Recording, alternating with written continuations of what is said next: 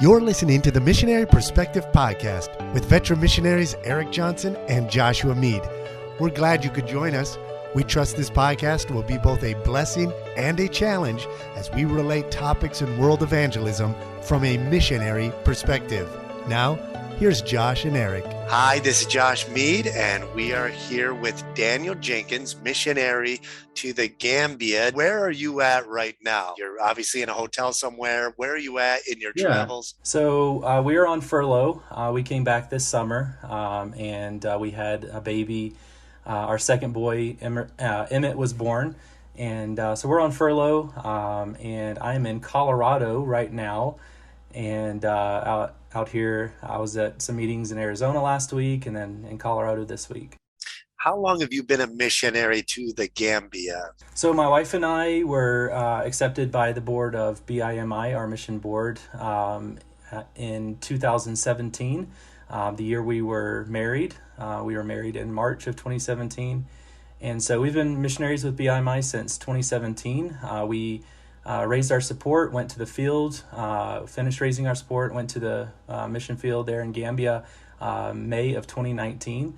So we have been there for 2 years. That is exciting. Now, we're going to get to your story. I want to share your journey. I want you to share your journey. Daniel and I go back a little bit. He's made a trip out to Senegal. We're going to talk all about that, how God used this trip in your life and in leading you. I love watching how God works in people's lives and watching how people are in their journey discovering God's will and just seeing different ways that God draws people. And we got to have a personal involvement in your story and in your journey, and we're excited to see it. But I got to ask about the Gambia. How many times when you were raising support or when you called a pastor, did you get the question asked, where on earth is the Gambia? It's true. So many people get it confused with Zambia. Zambia is near South Africa. It's a long ways away from us. Sorry about that. So Gambia is on the far western tip of Africa. We actually are neighbors. You there in Senegal and Gambia are neighboring countries. And Gambia is the smallest country on the mainland of Africa, only 2 million people. So it does largely get overlooked. There's a lot of big countries in Africa, countries where lots of missionaries have gone over the years. But Gambia is a very small country. It's largely unreached. It's largely unheard of by especially a lot of churches and pastors. I've been to Gambia a few times, and there's such a tremendous need there in the Gambia. And we're going to share a little bit later about one of the young men who attends your church. He was the first young man that we led to Christ here in the ministry here, and just how God has used you already in just a short period of time you've been there. And we'll get to your vision for the Gambia, but let's go way back. Did you always want to be a missionary? Take us back to your childhood. You don't have to share too many details. We're assuming, you trusted Christ at a young age. Let's get to that desire to be a missionary. When did you first sense that leading? Was that always there or something that took time to develop? I've heard you talk about this in your previous podcasts, and you and I have personally talked about this, but it's always so unique how God draws people to the mission field and to God's will specifically. And I think every person's story is unique. Every person's journey is unique. Ours is no exception. I grew up in a Christian home, and I was introduced to missions from the earliest I can remember, having missionaries through our church missionaries who would come back and show the slides, and how ancient that seems today. But it was so intriguing to me as a kid to see pictures and slides of people and countries in Africa. And as a child, I had a desire to serve the Lord in whatever ways He would want me. There wasn't any specific calling to missions as a child. I did have an uncle who was a missionary for 15 years in Germany. And my family, when I was about 12 years old, my family was able to go over there and spend about 2 weeks in Germany to be able to see missions church planning, and that was very eye-opening for me, very helpful to see the mission field. And so I think God used that in my heart to confirm a call to ministry, and that's really what I feel that my call is to the gospel ministry. I recognize that throughout my lifetime, God may take me to different places of ministry at different times of my life, and so my calling is to the ministry, specifically right now is Gambia, West Africa, and God began that work in my life through college. Also took missions trips in high school. I just wanted to serve the Lord as a teenager. I had good friends, a good church that loved me, that youth pastors that loved me, and just shepherded me in the right direction. Parents and grandparents also who did the same in my life. And so through missions trips, had an opportunity to serve on vacation Bible school missions trips, as well as construction missions trips. And I think we'll get to that a little bit, just in how after college I worked in construction and then took missions trips. So you always really had a heart for missions. You wanted to be involved in mission ministry in some sense.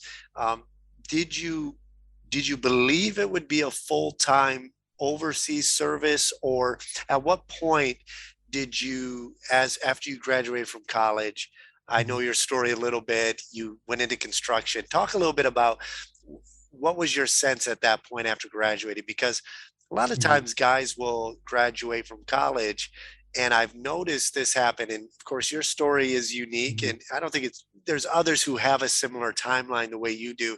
But there's some guys who they have a heart for missions, they graduate, but then they get maybe sidetracked or they don't have a sense of where they're going to go yet. And so they plug into another occupation, they plug into another avenue, and that mission desire kind of fades off into the background. How did you, as you plugged in after Bible college, what you led to do, what you went into with construction, you can talk a little bit about that. How did you continue to cultivate that heart for missions? Did it go to the wayside, or did you always keep that at the forefront? Because we're going to get to the future a few years down the road when you do surrender to full-time missions. But how did you continue to cultivate that even after Bible college? Talk to some of the young guys who have that heart's desire, but right out of Bible college, they're not sure what to do. How'd you keep that heart for missions alive? Yeah, so it really started back in high school, as I said, when I took missions trips, and it really just built on itself, God's calling in my life. Um, I always had a desire from high school and maybe earlier to be in full time ministry. Both of my grandfathers were independent Baptist pastors, and I grew up in that culture of serving the Lord full time. Both of my parents were very involved in church, and so as a young person, I knew the Lord was pulling at my heart to serve full time. And when I went to college, I graduated. I was a ministry major in college. I knew the Lord had ministry for me, but God never, during that whole time, and I even took missions trips to different parts of the U.S. as well as international trips, and God never gave me peace about, or never clearly gave me a direction to a specific country or people group until I went to West Africa. I had been on at least 3 or 4 missions trips before coming to Senegal in 2015. I graduated college in 2012 with a Bible degree, and God just didn't give me peace about. He didn't give me any clear path. I had friends who were going to work as youth pastors, assistant pastors, right out of college. But for me, even though I knew God wanted me in ministry, I just kind of accepted the fact that that may be in the future. And so my brother-in-law was working in construction at the time in Georgia, back where I grew up. And so I moved back there and worked with my brother-in-law in construction for the next 5 years. And I loved construction. God was blessing. But during that time, I took missions trips. And I think that was really what helped me. And that was obviously God's plan and providence, to continually keep missions before me. But had I not been faithful to church, had I not been faithful to God's calling to go on missions trips when He prompted me, or when the Spirit prompted me. I may not be a missionary today. I may not have ever met my wife. All of those things that God had in plan, if I hadn't been obedient in the moment. And that was really what I saw. And look, I'm not anyone special. I'm just a sinner. But God worked in incredible ways to keep me faithful, and to keep me on track for what his plans were. And I went into construction for those 5 years, but during that time, I took construction missions trips, and I went on a trip to Senegal in 2015. I believe it was February of 2015. You guys were building your church building at that time. I had no thoughts in the world, honestly. As I'm speaking to you here now, of being a missionary in West Africa. Um, I went on that trip to use construction, the skills, the abilities that I was learning, to be a blessing to missionaries. And the Bible verse says, your eye affects your heart, and mine sure was. My heart was affected. My eyes were opened to the needs, to the harvest fields, and just the Lord directed through that construction trip. I actually went back several times to help continue the construction there of your church building, and and God just confirmed during that time that He wanted me as a missionary there. And I met Usman, who you led to the Lord, actually, one of your first people there in Senegal that you had led to the Lord, from Gambia, a young man from a completely Muslim background. All of his family and village is completely Muslim, no Christians at all. And just hearing his testimony, how he came to know the Lord, hearing his burden for Gambia, God just made it abundantly clear that how could I not get involved? How could I not be the one that would answer the call of God to reach people like him and his family? That's amazing. I love, and let's get to that. We'll talk a little more about the details of that trip to Senegal. One thing I've observed from getting to know you is that, and there's some humorous, anecdotes we could share here about some of our experiences even together. But one thing I've learned about you, getting to know you, is when you're ready to make a decision, you make a decision and you go all in. That's just Daniel is a guy, like, if he knows what he wants, he's going all the way in. And that's why I think your story is so important, of the time it took from the time you graduated and just patiently waiting on the Lord. My story's opposite. I'm not one to just jump in and do something, but I've always known what I'm doing and where I'm going from a young age. God revealed I'm going to Africa when I was 13. I knew what Bible college I'd go to by the time I was 15. I knew what country I was going to when I was, a freshman in college. And just everything seemed, I even knew I was going to marry Julie before I met her. And that's a whole nother story for another podcast. But the point is, your personality is just gung ho. Like, you're going to jump in once you know what you want to do. But it took you a little bit longer. And I think, waiting on the Lord and Him cultivating that patience, I think better prepared you for this ministry that He's called you to. Now, you came to Senegal, and you were a great blessing. Daniel just dove right into the work like he had done this a million times. We love hosting teams. We have as many people in as we can. We love getting exposure of our field to anybody that will come and see it. But one of our purposes and desires on these trips is to try to influence people who God might call to be a missionary. Now, when I first came to Senegal, I was not only praying that God would send us more laborers, but I was praying that God would also send laborers to Gambia. Gambia is very similar to Senegal. There's a huge wide open door you can talk about later, about the amazing opportunities to evangelize in this Muslim country. But my impression, when you came, you dove right into the work, hard worker. But at the same time, I got the sense by the end of the trip, and this was just me observing you, I was getting the sense that you were called to missions and that you were going to be a full-time missionary. That was the sense I was getting. Um, Whereas, as we will get more into the story of the timelines, how both of us, how God was using your trips to Senegal to confirm, when you left at the end of the trip, my sense was, boy, I feel like Daniel wants to be a missionary. it's obvious he's going to be a missionary somewhere. I want him to come back to Senegal. And so tell me a little bit about that time, that first trip. What impacted you, to really draw you to conclude? You mentioned it a little bit about seeing Usman and getting to know him. Go a little deeper into that, because bring us to the end of that trip and then tell us when you went home, what kind of fleece did you throw out to the Lord to try to confirm what God was doing in your heart? So kind of get a little more in depth into some of what God was doing through getting to know Usman and seeing the ministry here, and then bring us to that after you went back home. What did you tell the Lord?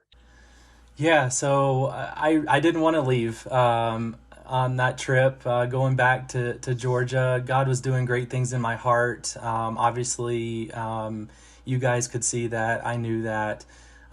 It was just exciting to be there and to see the work of the Lord going forward in a predominantly Islamic country where there's very few gospel witness, gospel preaching churches, and that really affected me. And I had been to other places in the world where there were churches, where there were missionaries who had been there many years, and had people in those countries and those states of the U.S. had many churches to go to, and it wasn't until I went to Senegal that I saw, that these are people that don't have the truth. And I grew up with that. I grew up in a Christian home. I am multi generations removed from my grandparents and great grandparents were believers, and these are people in West Africa who don't have that heritage. They don't have the truth. They have religion, but they don't have the relationship that they need with Christ. And the temptation was real to go back into my job, making money. I was single at the time.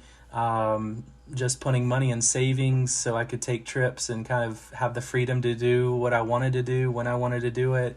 So certainly Satan would have loved to have gotten in there and gotten me way off track and get me settled. But I think it was just through the prayer of my family, the prayer of my church, the prayer of you guys that kept me focused on God's will and obeying God's will. I did go back, and talking about the fleece, I went back, and the first trip that I took, I had volunteered. I knew Phil and Susan Smith with Claim Ministries, and they were the ones who took the trip over in 2015 to help you guys with the construction, and that's the trip that I joined with them. But when I went back, I told the Lord, I said, Lord, I want to know this is of you. And I don't want to force the will of God or the hand of God. And so I said, Lord, you know my heart. I want to go back, and I want to help construction. I want to be there and help in the ministry in Senegal. And I prayed specifically that the Lord would put that burden on you guys as well, for me not just want to say, hey, I want to come back and try to put it in your guys' courts to feel obligated to say, yeah, come back and visit us anytime. I wanted to actually see that the Lord was in this, that you guys wanted me to come. And that was almost a confirmation for me in my heart to know this is bigger than me. God's in this. He's leading, he's drawing me to this region of the world. So that's really how God worked, and he made that clear. I think I got an email from you a few months later. I was like, hey, hope you're doing well, something along the lines of, we'd love to have you come back here. We've got another team coming. And I was like, okay, Lord, this is your answer. And I joined that group, I think was from your sending church. And what a blessing it was to be back in Senegal. That was in 2016. And just incredible of how the Lord was leading in that. So I remember on my end, again, like I mentioned, I was just under the impression like Daniel's going to be a missionary. This is already like something that's obvious. And I was operating under that assumption. So I thought, why can't he be a missionary here? This would be a great place somewhere over here in West Africa. So when I wrote you, it was under the assumption that I felt from the impression I got, just because you were sharing your heart and you so connected. It was just a natural connection that you made here. Um, and you were just at ease, and your heart stayed here, and that was very clear. So when I contacted you, it was under the impression like, Daniel wants to be a missionary, he might as well come be a missionary here. So when I invited you to come back, I was actually surprised that you hadn't settled that for sure yet, but that was kind of the fleece you put out. And I think that's important. I think that's something that, especially when something as big as moving to the other side of the world, to be a missionary, you need to confirm that with God, because your your feelings, even your heart for a place, that's not going to sustain you in the long run. You have to, at the end of the day, know that it's God calling you to this place of service. And so, yeah, I remember you came, and even, I don't know, was it one or two, maybe a week into it or so, when you let us, everybody know that God, we had a meeting afterward. We kind of did a debriefing every night. You want to share a little bit about that? Because I was Yeah, I'd surprised love to. when you shared that night, what you shared that night, and you could share to me. I was like, oh man, I thought this was already settled, but God had settled it on that trip. Share us a little bit about that Yeah, night. God settled. Yeah, I'd love to, because it was a moment that I knew that God had confirmed in my heart this, that God wanted us in West Africa. But also God used his word. And I know in God calling you to the mission field, and many missionaries have this as well, where God uses specific Bible passage or a scripture or a story within the Bible to confirm that as well. But I'll share the moment, and then I'll share the Bible passage. The moment that I knew, we were up on your roof, actually, of the church building. I was just looking over the city of Saint Louis, Senegal, northern part of Senegal, close to Mauritania, which is a completely closed country, Muslim. And we're hearing the call of prayer to go out. And we just stood up there in a circle with our group and prayed. And it was so moving in my heart. And I don't want to sound mystical. I don't want to, it wasn't an emotional experience. This was the Holy Spirit moving in my heart to confirm these are the people I need to reach. I mean, the call of prayer was going out, and these people are, so much like Pharisees. They're working their way to heaven, just and live empty lives. And God just confirmed it in my heart that this is the people that I need to reach, and this is where God had me. And so that was the moment when we were up on that roof of your building, flat roof, looking out over the city at night, I believe it was, and just God confirmed that. But also God used specifically John chapter 4, I believe, where Jesus is calling some of his first disciples. And he went to them and he said, come and follow me, I'll make you fishers of men. And that phrase, the verse immediately following that, it says that they straightway left and followed him. They left their nets. And I think of even Matthew, the tax collector. He left all and followed Christ. For me, that was what God wanted me to do. I was working in construction. It was hard. My wife also, her testimony is, she was a veterinary technician for 8 years after college. So both of us were in careers. And for us to follow this calling of God into missions was a big step of faith. And so we really saw that this was something for us that we had to straightway leave everything and follow Christ, to do immediately what he had us to do. Because otherwise we could have settled, we could have made excuses, and then Satan could have really gotten us just completely out of God's will and settled for second best. And so I'm so glad that God did that in my heart, in my life, when I was there during that trip, to confirm that, and then also to use his word to confirm that in my life, to just to give me confidence in the decision and choice that I was making, that this is what God wanted me to do. I remember when you shared with the group, with the team, either that same night or the next night, you shared with us and just poured out your heart. And I remember when you said, this trip, God has confirmed to me that he wants me to be a missionary. And I went, yes, he's going to be a missionary. And then you said, in Gambia. And I went, okay, we'll take it. We'll take it. We need people here in Senegal, but hey, I've been praying for somebody to go to Gambia. And we were so excited to hear that. Now, you were single at the time. And when you take these construction trips, all right, usually, correct me if I'm wrong, is it most of the time people who go on those trips are either single guys who have the means to go on the trip because they're, not married, or I won't say old couples, but I'll say more established couples with that kind of sound more accurate. I mean, obviously you're going Yeah. to get different range, but that seems to be the common that I found. It's either young single guys and then established couple. We'll just say It's established couples. true. It's not the place to meet young ladies. It's definitely Exactly.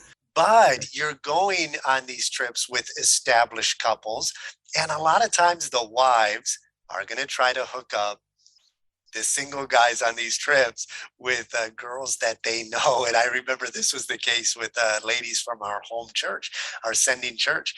I think Julie told me, because I wasn't there, but they were kind of showing pictures or maybe talking to you about some of the single available girls at our home church, Fostoria Baptist, and maybe going through Facebook, showing you different photos. And you were disinterested. You probably got that a lot, right? And you're like, yeah, yeah. Well, then Julie, okay, and correct me if I'm wrong. Maybe I'm exaggerating, but Julie said, "Well, I'll tell you what, Daniel, I've got somebody I'd like to show you a picture of." And so she went and got on her Facebook. She pulled up a picture of a friend of ours. Julie grew up in the same province in Nova Scotia, and Sarah had attended, I think, just 1 year at the same Bible college we went to. But Julie knew this family. They're also a supporting church, the church that Sarah was attending. And so Julie showed you a picture of Sarah.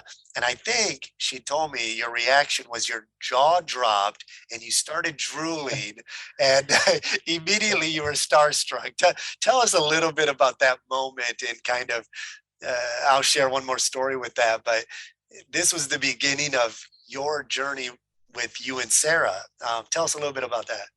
well, that might be a little bit of an exaggeration, but no, it was pretty close.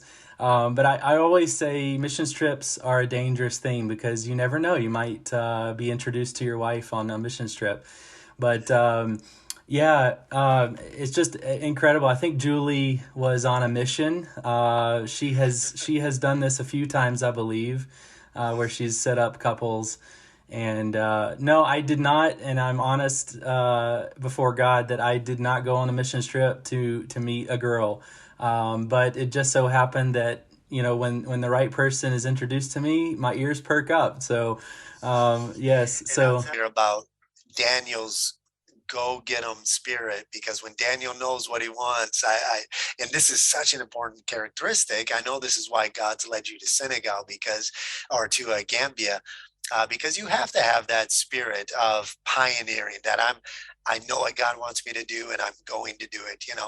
But with Sarah, I remember Julie later contacted Sarah that evening and said, "Hey, Sarah, I just wanted to give you a heads up, but I gave your information to a young man here who's a single young man on a trip." And she said, "Is his name Daniel?"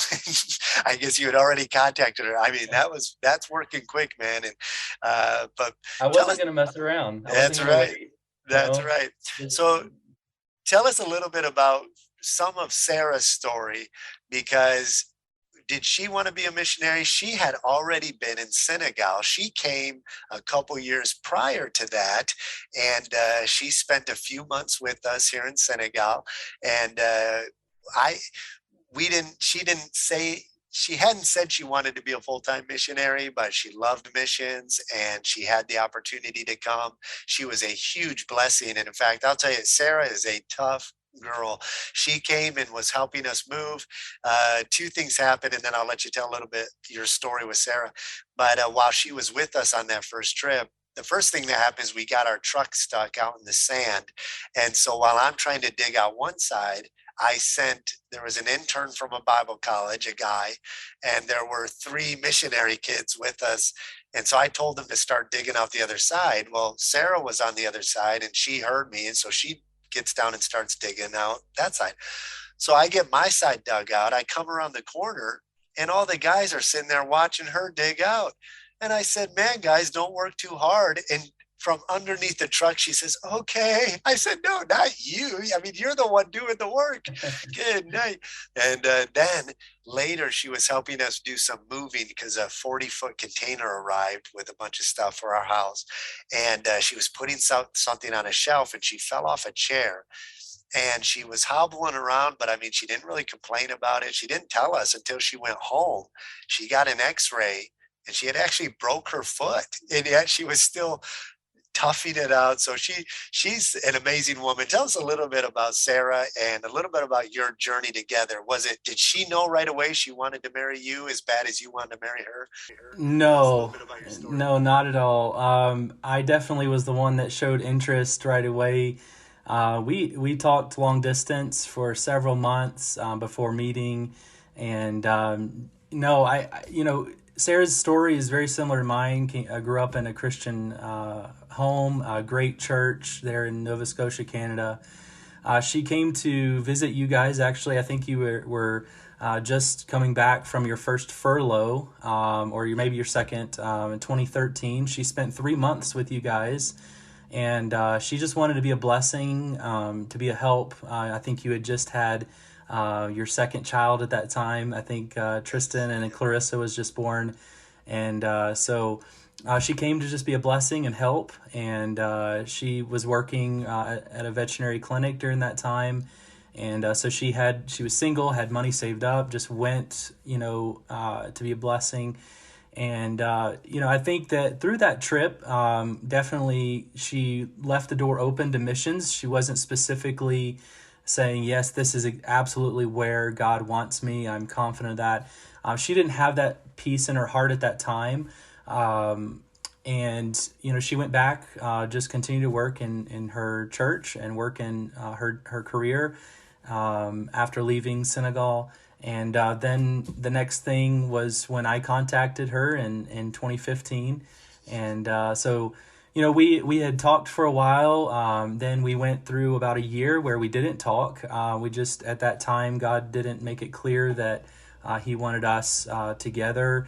Especially the long distance thing was difficult, not being able to really spend time, getting to know each other. And so I during that time went back into Senegal in 2016, actually 2 different trips in 2016. And then we reconnected, and just in an amazing way. There's a little bit of a story. I won't go too long into it, but you guys were on furlough, and you and I went back together to take a survey trip to Gambia with our field director, Eric Bowman. And during that time, it was just you and I there in Senegal for I think we were going to be there for a month or two. And during that time, your grandfather passed away, and so you went back to Michigan for that funeral. And so I stayed there. I said, no, don't worry about me. I'm good. This is good for me. If God's calling me here, then I can do this. And so Sarah and I reconnected through, actually, I was in charge of taking care of your animals.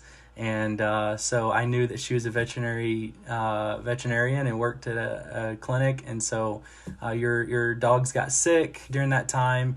And the only veterinarian I knew was Sarah. And so I messaged her. So, And let's lead up to that, because you guys hadn't chatted for a while, right? And it had been a while. But she had just gone on a missions trip to St. Lucia. Am I correct? She had gone to St. yeah. Lucia.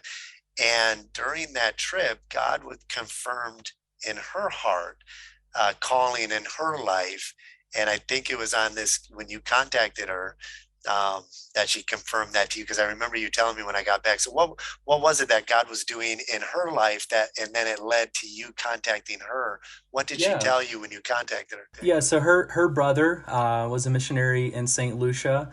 Greg and Amanda Little were there in St. Lucia, and she went to visit them, and God confirmed in her life, separately from me, about missions. And then I think it was just a few months later that I contacted her with with a need of, hey, what do I do? What medicines? What should I ask for?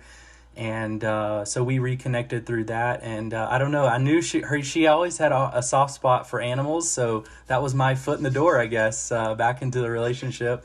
And so pretty cool story. But yeah, God had confirmed that in her life. And then I think for her, she had told her mom that, if Daniel contacted me again, I think we would start talking again.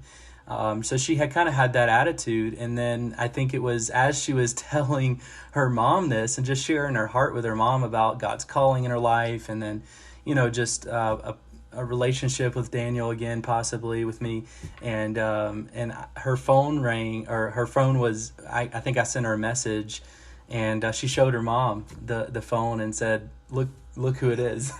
So it was like, okay, Lord, this is this is you. And so I guess the rest is history, because during that second time, God made it clear. We did talk long distance for a while, but then we visited each other's families through an extended time. We spent a month with each other, and that was really good to confirm that God wanted us together as a couple, and then also to confirm, God's calling together to the country of Gambia. So What does that tell you about God's working in your life? Because if you step back and look at it from just a human logic, it just doesn't make sense. You contact her and then you part ways, and then for no reason at all, except that she's the only person you know with animal experience, veterinarian, you call her right at the right right. moment. What does that tell you about God's working and his oversight in this calling of yours to go to Gambia? Yeah, so probably for those who are listening, you're probably laughing and you're probably like just confused, as we are about this whole story. But it really is true. We don't know the plans of God. We don't know tomorrow. We don't know what God is doing. He only reveals a little bit at a time. And that's really what we saw as we look back, hindsight, to see God's providence and God's plan for us. We could have never imagined that God would work in the ways He did. And it really is just amazing at how God works, and it does confuse us. We try to plan our life, we try to make wise decisions, we try to figure everything out on our own, but really God is the one who makes it clear in His timing. He doesn't always give us multiple steps ahead. Sometimes it's just that first step of faith that we have to prove and to show and to obey, and that then God gives us the next step and the next step. So you guys get married and you make a trip together. Now, was that during deputation that you both came out so she could visit the Gambia? Because we took a trip with Sarah. You had already been to Gambia once or twice, individually, and then you Yeah, came twice. back, yep, twice. And then you came back and planned this trip with Sarah. And at that time, Sarah was expecting. And we're going to get a little bit into this story, and we'll probably finish, with this. And then you can talk a little bit about where you're at in Gambia, what the Lord's doing. But I think this story I think it'll encourage missionaries going through difficulties, especially a lot of missionaries on their first term. We just did a podcast that's coming out soon, about culture shock and facing difficulties on the field during your first term.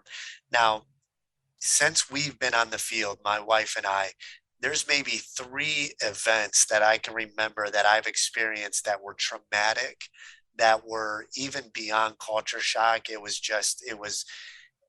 stress, it was an emotional, it was a draining, it was a traumatic experience. And one of those top three experiences was an experience we had. It was more with you guys and what you experienced, but we were there with you. Let's talk a little bit about that. You guys came on a trip, we went to Gambia, and then we were coming back up here. Sarah was expecting, but having a little bit of difficulties. I'm going to let you share a little bit about that. And then I want to share about how God was in control of the whole situation Yeah. from the beginning, and how you share your side of what happened. And Yeah. then I want to go back to a month before you even came on that trip, what God did. And just, it was a traumatic story, but it was a story of God's grace, that when I tell other missionaries this story, their response is, I can't believe they're still on the field. I can't believe they're still going. That's a testimony to God's grace. And so why don't you share a little bit about what events led up to that night, that that traumatic experience? Yeah, so we got married in March of 2017, and we started deputation, raising our support 3 months later in the summer of 2017. And we were on deputation, raising support. We had just great meetings, but we had scheduled a survey trip together as a married couple. I believe it was November of 2017. We were expecting. My wife was 12 weeks along at the time, and had shown no symptoms of miscarriage at all. No complications going into the trip to Senegal. We booked our tickets. We landed in Senegal, and I think we were there for a few days in the capital city, Dakar. And my wife just experienced some complications. Went to a doctor there in Dakar, and it was confirmed that she had had a miscarriage. And there was no concern at that point that she would have any complications with going through the miscarriage. So we continued on with our trip. Actually, I believe it was the next day up to Saint Louis.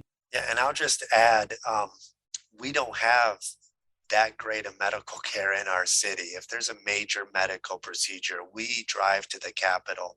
Um, we don't have the best care here. So I was very concerned that there would be no complications, and the doctor assured us that everything would be fine. And she did give us a phone number of a doctor she trusted up here, but I didn't know who he was. I had never connected with him.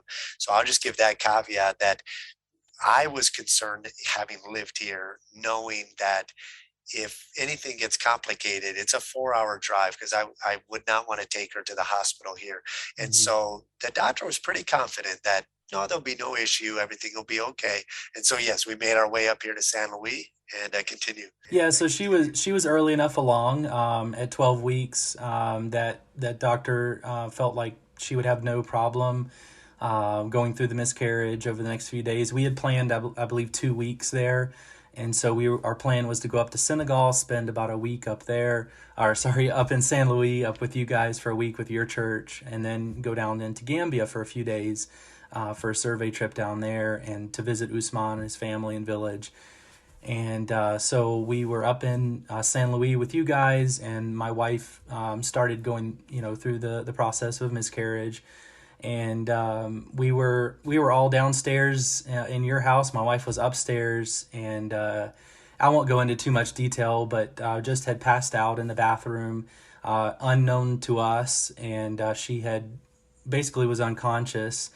And there I don't want to go into too much detail, but just it was a bad situation, and we had heard her cry out from downstairs. All of us ran and found her up there, and it was traumatic. It was shocking.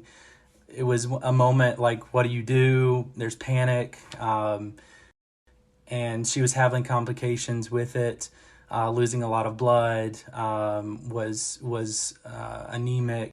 And so the decision was made, and I know you can share with this from your decision, because I had been there. I had spent more than 3 months on three different trips up in San Luis, so I knew my way around comfortably. But obviously, you guys live there. You had intimate knowledge of your city way more than I did, or we did, and so the decision was made to go to the hospital. And I know that you and I had talked like, okay, well, we can drive the 4 hours to the capital city, but she may not make it.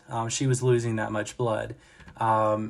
And so or go to a it clinic. was late. And so we called that number that the doctor in Dakar had given us, but it was not a functional number. It wasn't getting anywhere. And I knew I wasn't going to take her to the hospital here, because we had just gone through a gentleman in our church that had just gotten saved, um, was dealing with some demonic oppression and issues with his family. And he actually attempted suicide. And he was taken to the hospital here.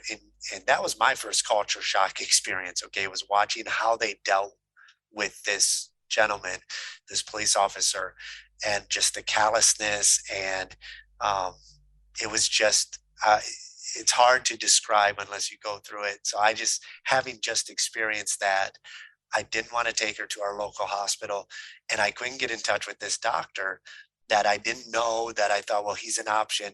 So we were leaning, all of us, to let's get to the Capitol. When we got her to the car and I got a good look at her, we I knew, and I think Julie knew, and I know you were in a panic. It was very difficult, traumatic experience. But we both knew by the time we got to the car that she's not going to make it if we drive 4 hours. We've got to find something here. And it was at that moment, and this is where God was already working. 1 month prior to this trip that you guys made, a woman in our church, she decided she was going to take her husband's car out for a drive when her husband wasn't there, and she's never driven before. Okay, so she goes into town and she goes around a round point and she runs into the wall of this building and cracks the wall. So now she's got to get the car repaired, and her husband's not too happy. And she knew we did some construction with the church and stuff. She asked me if I can get a mason to repair the wall. So we get the wall repaired. And then I went over to paint. I enjoy painting. So I go over there to repaint the wall. And as I'm painting, I ask I see a woman walking in, and I said, what is this place anyways? Like, is this a private residence? Like, what's here?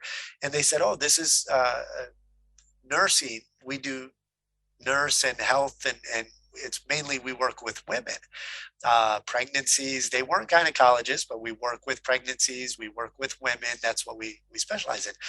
That was a month prior. I didn't know that was there. I didn't even know that existed, until that accident that this member in our church had at that wall. So fast forward to this night, we're getting you guys loaded up in the car, and that comes into my mind. Oh yeah, there's that clinic for women, and they're 24/7. They're open 24/7. So we rushed over there, and of course, you could talk about your state of mind, and then talk a little bit about when we finally get to the doctor. But when we get there, I run in. We're explaining the situation, and they said, well, we can't really handle that.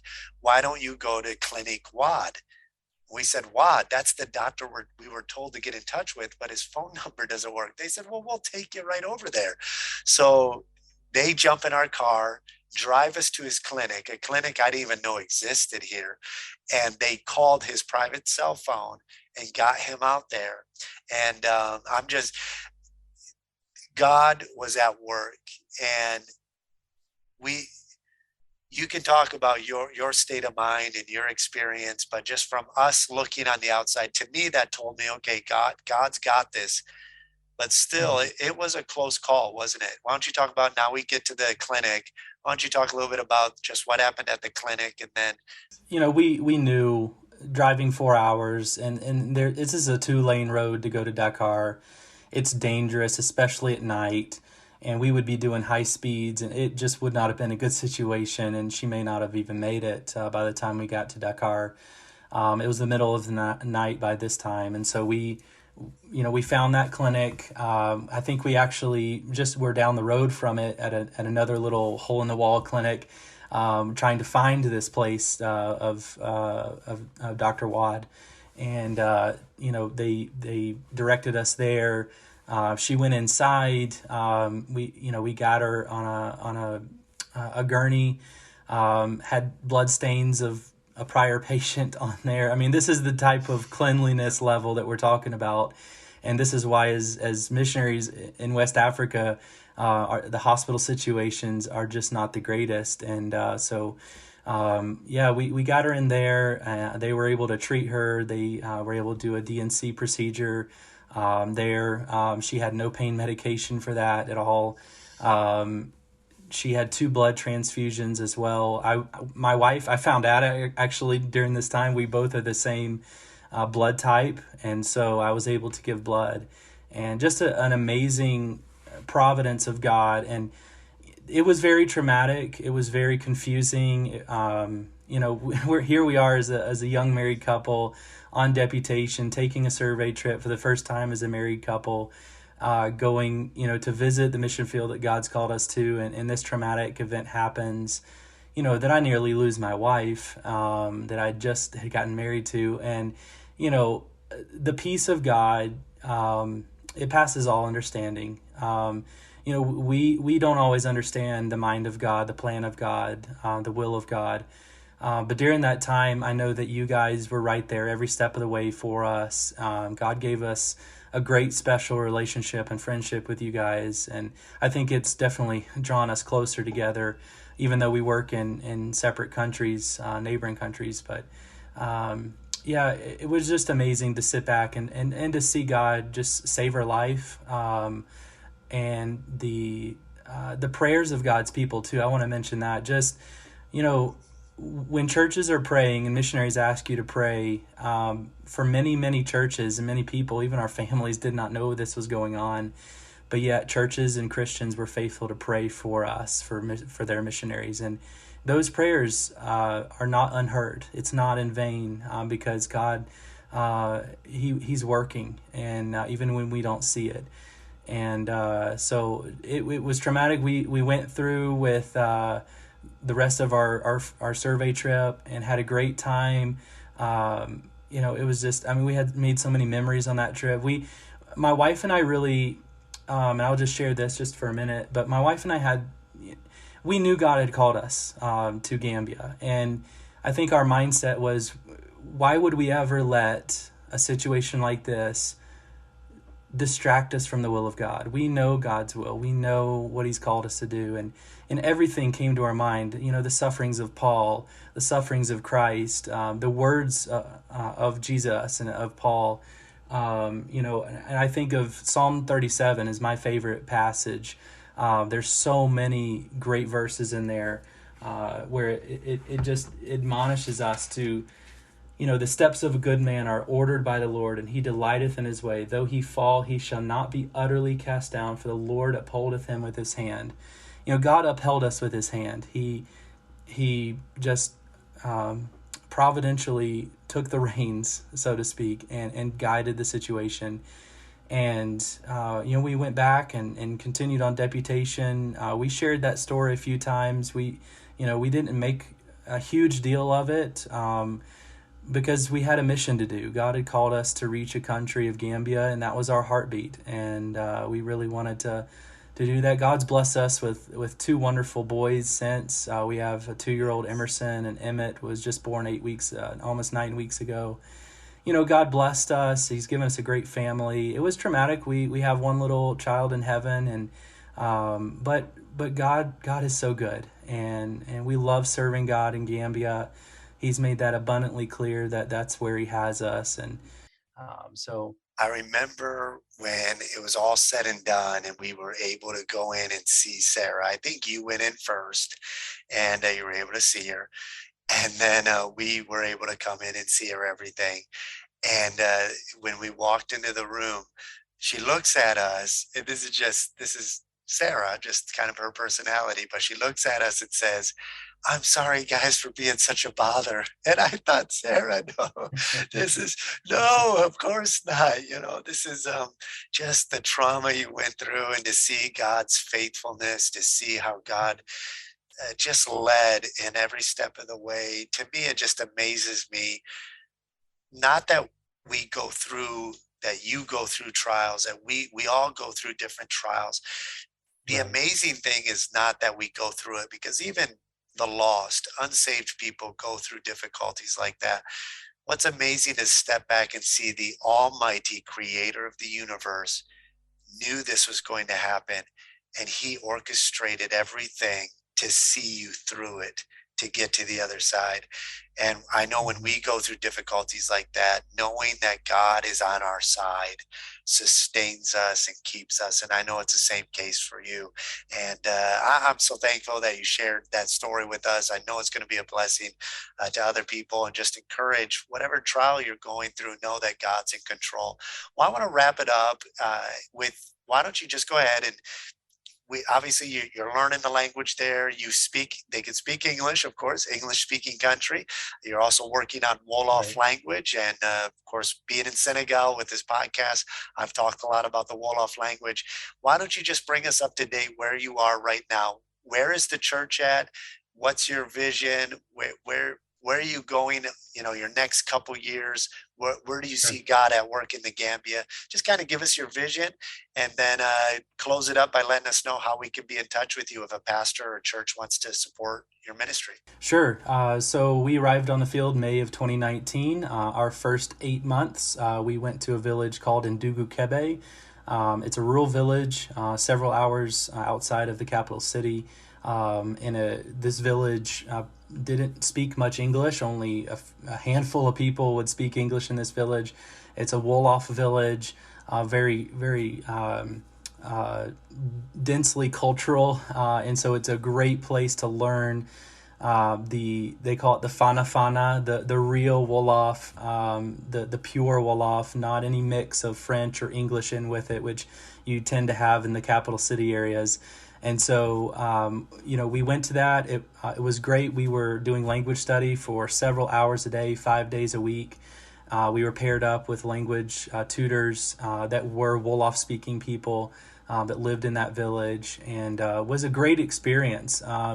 We learned so much during that time. We're not fluent in Wolof, but we can comfortably converse and ask questions and respond to questions of people. We can greet, we can share some things about the Bible, we can sing gospel songs in Wolof. So God really helped us during that time. It was very much of a learning. I know you guys just had a podcast about deputation and language learning and how valuable that is. That was definitely our testimony. It was a valuable time, a great time of learning. We didn't do hardly any ministry during that time, other than we had people in the village that we got to know and be friends with, as well as a few of the surrounding villages that we knew some people that lived there. But so we left that and went to the capital city. We actually transitioned to the city in January of 2020, and just a couple of months later, the pandemic hit and everything shut down, and so it kind of delayed us a little bit. We moved into our house that we were renting, and we really used that time during the pandemic when a lot of things were closed and shut down. Even churches and mosques were shut down. And so we just surveyed where God would have us. There was some veteran missionaries that had been in Gambia for 40 years with a different mission board that they were leaving the field. And before they left the field, both Sarah and I were able to go on kind of a survey trip around the city region and just for him to show us his heart of places he knew that there was no church, that there was no gospel presence at all. And so we found the town of Busambala as well as a neighboring town called Jambur that we knew of, that there was no church. A lot of the people in that area who might be Christian would go to other churches either in Brikama or Sarakunda. And so it really was a strategic place. We just by faith stepped out and said, yes, Lord, we'll just pursue this. And we were able to find a building to rent. And so we started the church back at towards the end of 2020. And so the church is less than a year old. And God's been blessing. We have on average between 5 and 10 people come every Sunday. We have a Friday Bible study as well. Friday is a Muslim holy day where everything shuts down about 2:00 in the afternoon. And so we have a Bible study for Christians in our community to come and be involved in reading and studying the Bible and discussing the Bible. And then we have a church service on Sunday, and God's been blessing. We've purchased property as well, just about 2-minute walk from the building that we're renting in Busambala, and we're getting ready to start construction there next year. And so we're really excited about what the Lord's doing. We have partners in the ministry. God's blessed us with other capable Christian people who are in our church, and God's also given us people who have a lot of needs, even some unsaved people who come. And so it is a great ministry. In so many ways, I feel so inadequate, but God's grace is sufficient, and God's blessing, God's moving and providing every step of the way. And we're just excited to see a church started in Gambia. There's very few churches. It's 95% Muslim, and we don't know how much time we have left to reach this country with the gospel. And we're just so thankful that there's no persecution there. It's remarkable. I know you and I've talked about this, that there's still Muslim countries like Senegal and Gambia that are predominantly Muslim, and yet we can live there. We can preach the gospel without any fear of being kicked out of the country. And what a blessing that is. What an open door and a time we have to reach people. We don't know how much time we have, but we're thankful for the opportunity we have to herald the gospel where God's called us. Yeah, it's such an amazing opportunity in the Gambia. I know one of the veteran missionaries there was sharing with us the opportunity they had to even teach English in public schools, which again, they're not Muslim schools, but they're run all by Islamic leadership because everybody there is basically Right. Muslim. So you're basically a public Muslim school that they were able to go into and teach English and use the Bible as their curriculum. And they were sharing with us on our first survey trip that even once you build up an English club of students to about 35, the government will pay a salary to whoever teaches and that class. And so they were training some of their young ladies in their church to do teaching English as a second language, teaching English, and they were using the Bible as a curriculum in these schools. Just an amazing opportunity. And there's It so is. many opportunities like that in the Gambia. Everywhere needs laborers, but some places I think they just need more laborers than others. And Gambia is one of those places. Such incredible opportunities. I want people to know more about the Gambia. So, how did they learn more about your ministry? How do we get in touch with you? How can we learn more about your ministry? If somebody wants to take a trip to visit Gambia, or if they want to Sure. get involved in supporting your ministry, what's the best way to get in touch with you guys? Yeah, we are on social media, Facebook. You can find us Jenkins, the number 2 West Africa. So Jenkins 2 West Africa. We have a page on Facebook. You can go on there, like us. We will put updates on there. You also can send me an email, missionarydanieljenkins@gmail.com. That's missionarydanieljenkins@gmail.com. So send me an email. I'd love to communicate with you. And we also, you can find us on our BIMI website, bimi.com, and you can go there and find us under Africa, and our name's Daniel and Sarah Jenkins in the Gambia. And you can read a little bit there, watch our video, and so love to have anyone. We have teams actually coming next year, Lord willing, a few churches and people who like to come and be a part of the building of the church, and also be a part of the ministry. We can openly evangelize our city and our town, hand out Bible materials, talk to people about the Lord. It's a very religious culture we live in. Religion is talked about in daily conversation, God, and so it comes up all the time. And so gospel conversation, people can come and be involved in ministry as well as in construction of our church. And it's an exciting time to serve the Lord, and we're just so blessed that God's That's using us right. there. It's very similar with Gambia and Senegal, where people get intimidated when they hear Islamic evangelism. But I'll tell you what, there's no easier place to do evangelism in sharing the gospel than in an Islamic country like Senegal or Gambia, because people are open. They love talking about religion. And there's so many opportunities. Now, seeing people saved and discipled, that's a different story. We don't have time to get into that. But boy, we'll share all of your contact information in the link below. And be sure to check out the Jenkins and their ministry. Take a trip to the Gambia, support their ministry, and get on board. If anything, add them to your prayer list and pray for their ministry there in the Gambia. Pray for laborers for the country of Gambia. And we're just excited, Daniel, to see how the Lord is using you and Sarah to reach this needy place. And we're excited about the future. We've got a trip planned for next summer, Lord willing. We want to come down and do a big evangelistic outreach program with our church, partnering with your church. And we're just excited about what the Lord is doing. Thank you so much, Daniel, for coming on the podcast and Thank doing this you. interview with us. Thank you for Gosh. listening. If you have time, be sure to share this interview with somebody who would be encouraged by it, and like the podcast, share the podcast, and leave a 5-star review. That helps us in the ratings so more people can get the word out and finding out about our podcast, The Missionary Perspective. Well, I appreciate it, Daniel. Have a great day, and God bless.